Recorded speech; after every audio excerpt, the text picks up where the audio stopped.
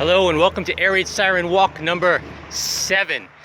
Today we're going to be seeing 6 sirens, 3 of which you've seen already, but 3 of which you have not seen yet.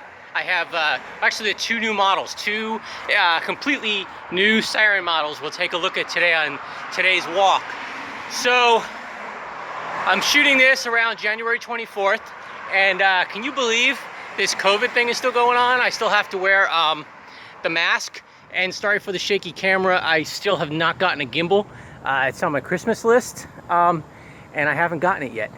So actually I didn't even order it yet, so it's something that I want but just haven't gotten yet. Anyway, yeah, we still gotta wear masks. And but I got this trip planned out. It's gonna be about 8 or 9 miles.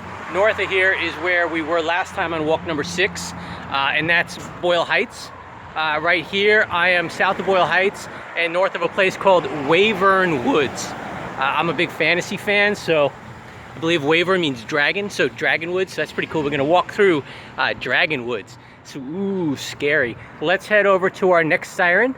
I'm walking along Whittier here, and my next siren is coming right up. See you there.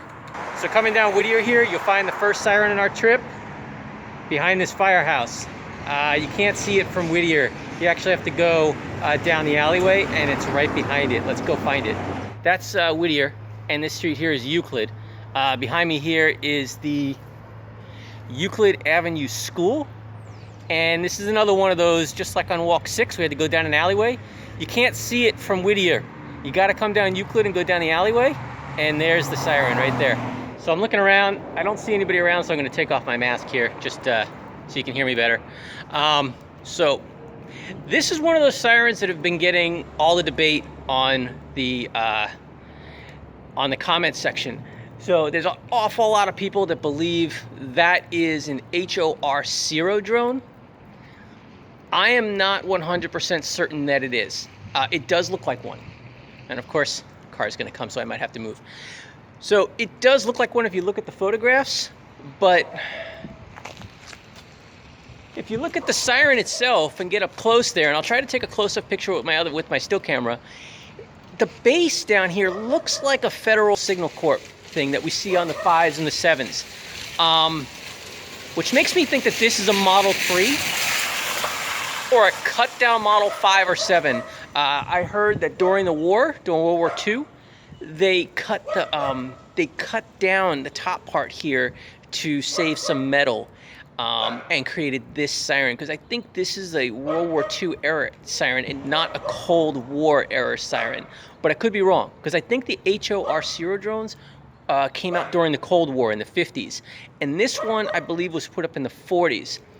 So if it was put up in the 40s, it's a Federal Signal Corps siren. If it was put up in the 50s, it's probably an HOR Zero drone. I really wish there was a way I could climb up there and take a look, and hopefully one day I can just like knock on a door and ask somebody, or find somebody who can get me up there and get close up with these things. So if you know anybody, let me know, put me in touch so I can get up there and talk about these things a little better, because all I'm seeing is the outside. I don't know what's inside that thing.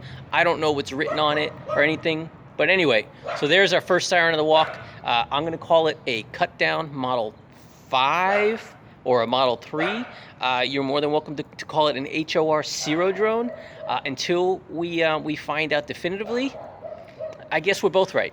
Anyway, let's head on off to the next one. So for this next one, right there, I walked down Euclid. I made a left on a street called Atlantic, and then I made another left on Fresno. There's a park right here, Ramon Garcia Park.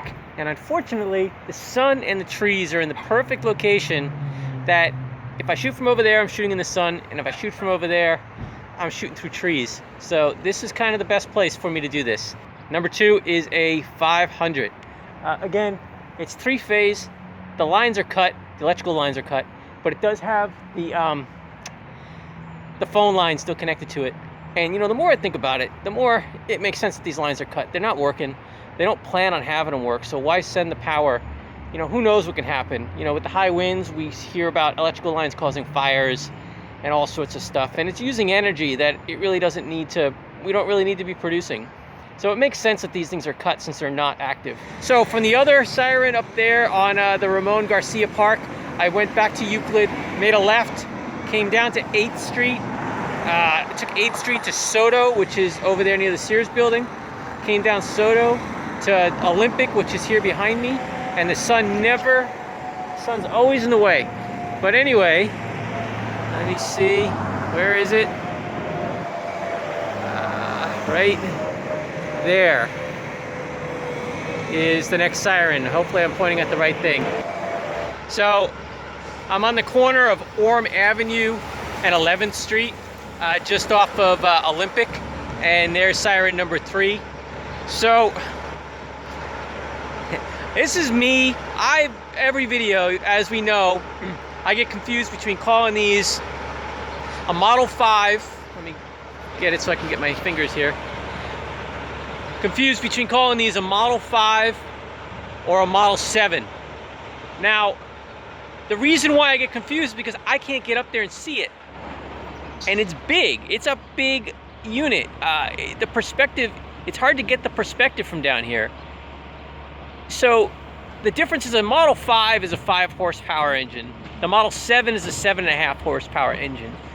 There's slightly different sizes of the guts inside of the thing, but from what I understand, the housing is very similar. Slightly different size, but otherwise very similar. So just like the HOR Zero drones and the confusion between that and potentially a cut down 5 or 7, I can't guarantee what that is until I get up there and look at it. So saying it's a Model 5 or saying it's a Model 7, right now either one is correct. So I don't know, if somebody has seen these things and gotten up to them and they know, and they might have told me in the comments and I just missed it, let me know what this is so that I could get over this confusion before I'm done with all the LA sirens. But anyway, there's number 3. And again, it's got the 3 phase cables, which are disconnected, which, as I said, makes sense to not have power running to these things. But this one looks like the phone line is also cut. So this one's not gonna work unless they come back in and both connect electricity and connect the phone line to give it the signal that it needs to say. Otherwise, all right, so that's our 3rd siren.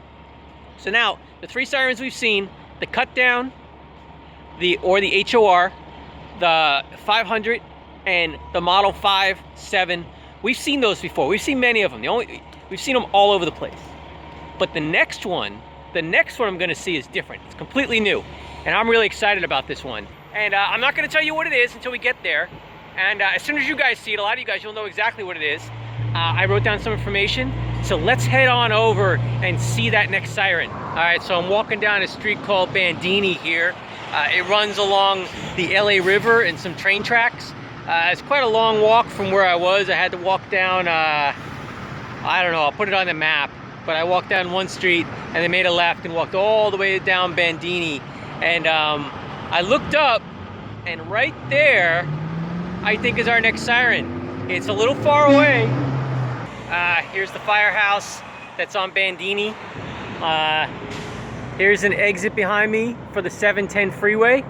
And right behind the firehouse up the driveway is a 20 AR-7. So it was made by the manufacturing company was B&M. And it was recommended for large cities. If you look on their website, it's 7.5 horsepower.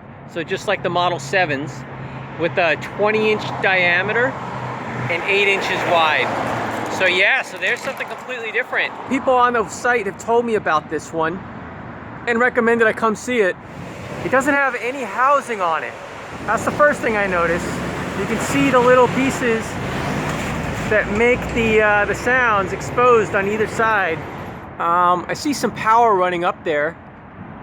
There's definitely power. There's a power line running right up here.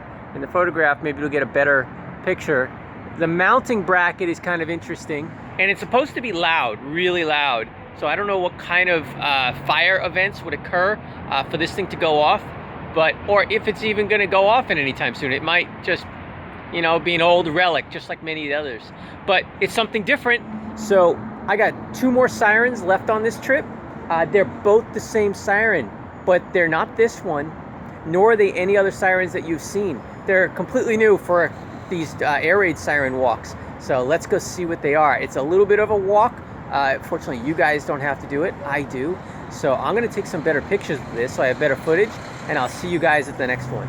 So from that 20 AR-7 that we saw there next to the fire station number 4 at the exit of the 710, I walked down Atlantic, made a right on District, followed that west, pretty much along the LA River, until I got to Downey, and then I made a left on Downey and came down here to fire station number 1, and I don't know if you can see it up there, but there's our next siren. That's not an SD-10. That's not a Model 5 or 7 that I can get confused with, or a HOR Zero drone that might be a cut down Model 5. No, that's something different. That's something that a lot of you guys have been asking me to come and see. That one there is a 2T22.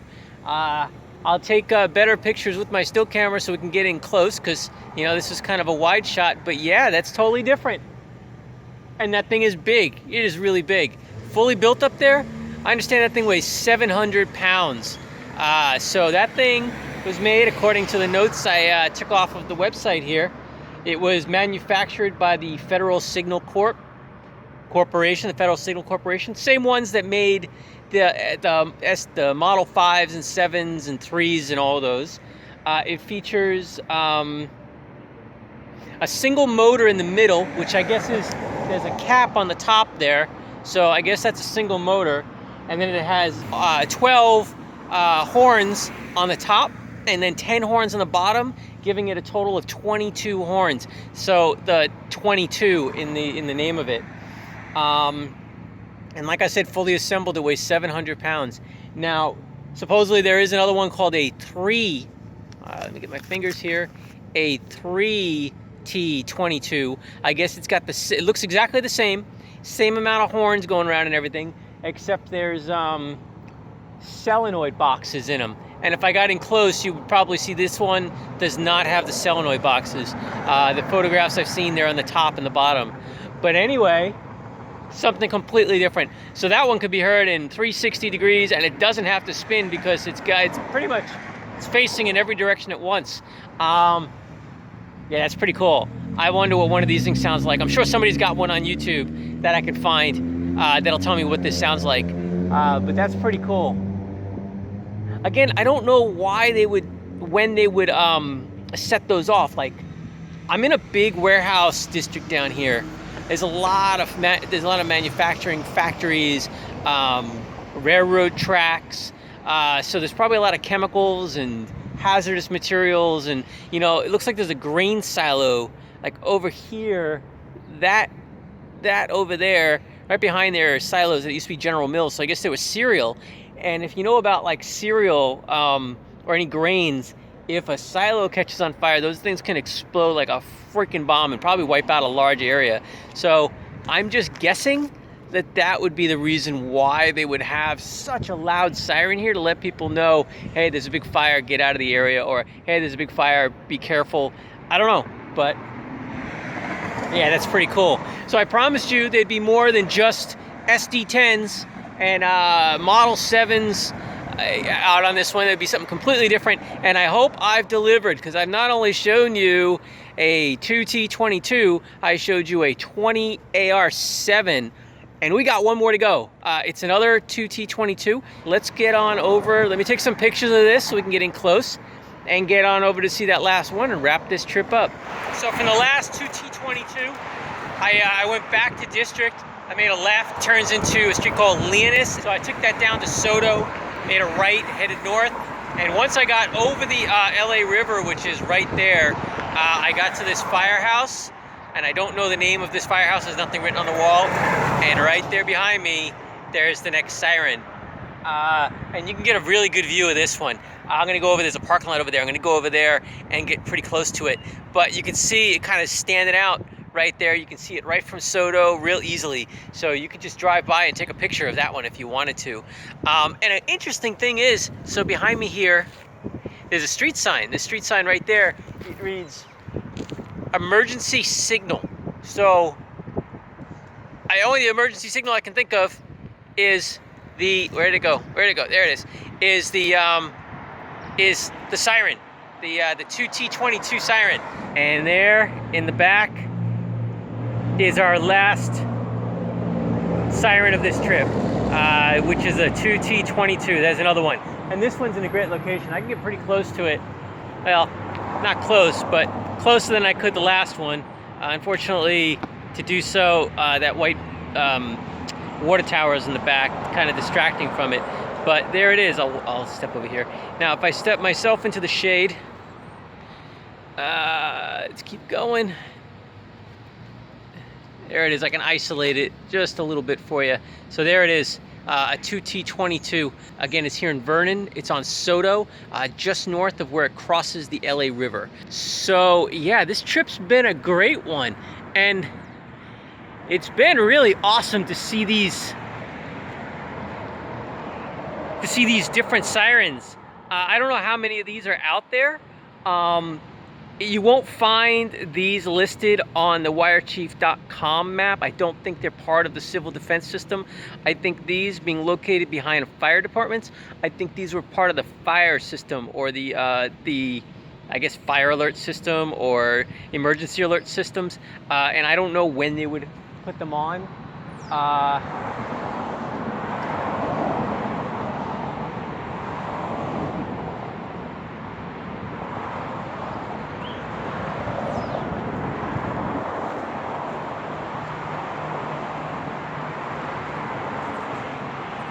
And you know, from this vantage point, I took that pause to kind of look. I don't even see electricity running up into it. The bottom of that thing looks like it's hollow. There is a little conduit running up the side, but it's really small. I know you can get 3 to 4 lines up in there for a 3-phase, but it looks small, so I don't even know if it works. But yeah, there's another 2T22. It's got 22 little cones around it, and I think it's got a central motor spinning. Yeah, that sends out those ports so you can hear it at 360. Now, I could be wrong about the central motor. That's what it made it sound like on the wiki page. I'll put a link to that in the description so you can read it and see. But I'll take some pictures of it so we get in closer and we can see if that one's hooked up. So yeah, so this one's been a pretty great trip. I was going to check my pedometer before I got here, and of course I forgot, like I always do. But the last time I looked, it was 7 miles, and I think I've walked like at least 1.5 miles from there. So I think this trip is something like 8 or 9 miles, maybe more around there. Definitely 8 miles. So it's a good, healthy trip, especially now when I'm not doing these things too often, and I spend most of my time sitting at my computer. But I'm glad I was able to come out on this one. I've been really meaning to get to this one and see these, the 2T22 and the 20 AR7s, something completely different. I don't know how many more of these I'm gonna see in the future. So if you wanna see it, you know, it's right here. There's a parking lot. I'm standing in a parking lot right here just off of Soto. I don't know how public it is. You know, I'm walking, but you can just come out and walk pretty close to this one and get a great view of it. So yeah, so I hope you enjoyed this trip. I don't know when I'm gonna go on the next one, number 8. It's gonna be back to the more traditional sirens. Yeah, and until then, you know, try to get out, try to get some exercise, but you know, whatever you do, try to stay safe and stay healthy. Until next time, this is Doug Johnson, the Day Tripping Adventurer, and I'll see you on the next one.